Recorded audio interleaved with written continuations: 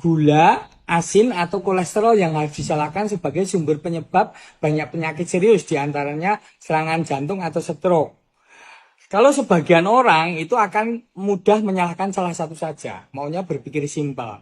Ya, tetapi sebenarnya kalau ini semua berlebihan, semuanya patut disalahkan. Tetapi kalau dalam kondisi seimbang, tentunya semuanya ada gunanya buat tubuh kita. Ya, jadi terjadinya misalnya serangan jantung ataupun stroke, ya itu penyebabnya karena adanya plak di selang pembuluh darah. Misalnya pembuluh darah itu seperti ini. Sebenarnya terjadinya itu bukan karena kolesterol saja yang melulu disalahkan. Akhirnya orang stres karena kolesterolnya agak naik dikit aja stres kan. Ya, kolesterol itu sebenarnya akan lewat di selang pembuluh darah kita ini aja. Ya, jadi terjadinya plak, sumbatan ataupun trombus di pembuluh darah kita itu karena adanya luka robekan di endotel atau selaput terdalam di pembuluh darah kita. Nah, terjadinya robekan ini ada beberapa faktor risikonya. Ya, jadi kolesterol itu hanya akan nyengkol di sini kalau ada beberapa hal yang mendasari sebelumnya. Ya, seperti kita ketahui bahwa jantung itu mompak darah itu kira-kira 7.200 liter per hari. Jadi kisaran 1,5 toren besar yang di atas rumah kita itu sehari. Sedangkan jantung kita kecil, melewati pembuluh darah kita ini. Ya, jadi tentunya ada faktor risiko hipertensinya dong. Karena tekanan darah yang tinggi dengan tekanan pompa yang keras itu menyebabkan selang pembuluh darah kaku. Tentunya mudah terjadi robekan kan. Ya, terjadinya hipertensi sangat ada hubungannya dengan asin tentunya. Kalau orang makan asin berlebihan, sifatnya garam di dalam tubuh kita itu akan menahan air. Berarti volume yang dipompa akan lebih besar lagi. Dan itu bisa menyebabkan robekan. Apalagi kalau tensi tinggi, lama-lama selangnya kaku. Kan begitu. Terus gula. Gula itu kan menyebabkan diabetes. Diabetes itu memudahkan terjadinya peradangan di dalam tubuh kita maupun di peradangan di selaput endotel kita.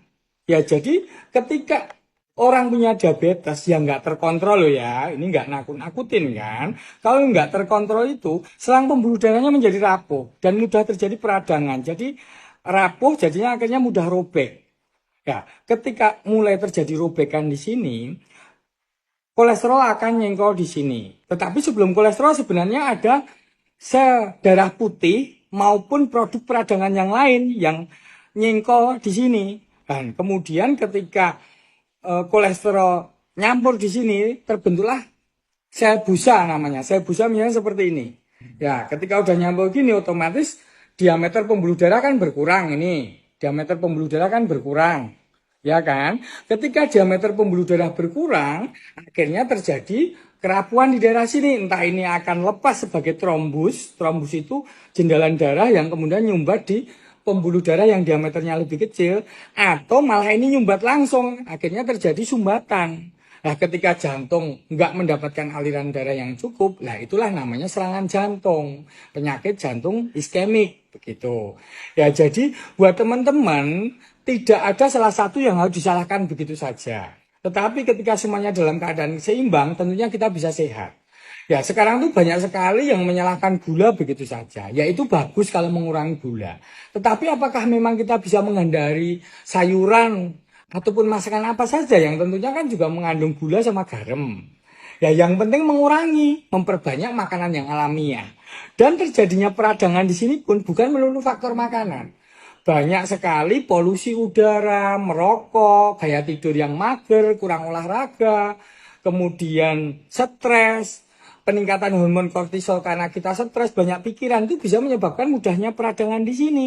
Dan sobekan endotel akan terjadi dan kemudian mulailah terbentuk plak. Ya, jadi inti dari yang saya bicarakan yang rumit tadi, intinya pada keseimbangan. Ketika keseimbangan tercapai dengan baik, otomatis kita bisa sehat dan kesehatan kita terjaga sampai tua nanti.